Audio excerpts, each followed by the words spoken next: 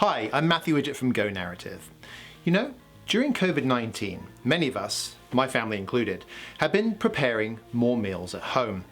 In our house, there's been a lot of experimentation in the kitchen. We've been trying to recreate dishes that we've been missing from our favourite restaurants, like chicken shawarma. The first time I tried making chicken shawarma for my 8 and 10-year-old sons, they had some, shall we say, pointed feedback for me. They weren't afraid to offer some constructive criticism. I tried the recipe again and again, making small improvements each time, until I got some more positive reaction from my critics. Why am I telling you about my culinary journey to master chicken shawarma for my children? Well, it's the perfect analogy for businesses that are experimenting with their storytelling strategy right now. It's a great opportunity to explore how real businesses can cook up better stories both today and in the long run. I'm going to share our simple recipe for storytelling during COVID-19, and you can use this moving forward. Like preparing a delicious meal, crafting a good business story involves choosing the right ingredients, combining them in the right order, and using the proper tools. All of which in a way that's appealing to your dinner guests, in this case, your customers.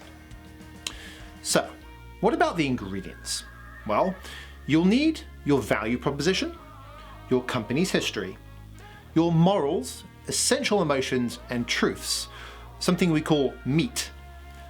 Meet your customers where they are. We talked about that in a recent article. What your customer really wants is something else that you want to figure out. Research can help a huge amount here. You want to know the roadblocks and obstacles that are in your customer's way, anything that's really stopping them getting to where they want to go. What about the tools that you'll need? When you're cooking, you typically need a source of heat and some basic kitchen tools to prepare and combine your ingredients together. It's the same in storytelling.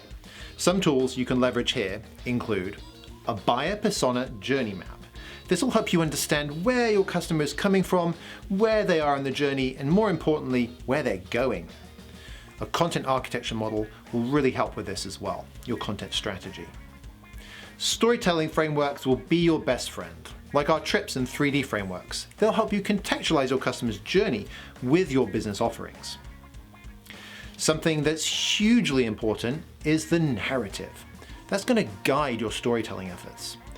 Those metaphors and themes will really help connect to the heart of your customers. The content architecture model that I mentioned will help you map out the different parts of pieces of content across the whole journey, the buyer journey, their decision-making journey.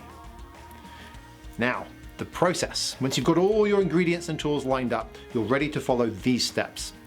To cook up some amazing stories, do the following. Number 1, acknowledge the crisis.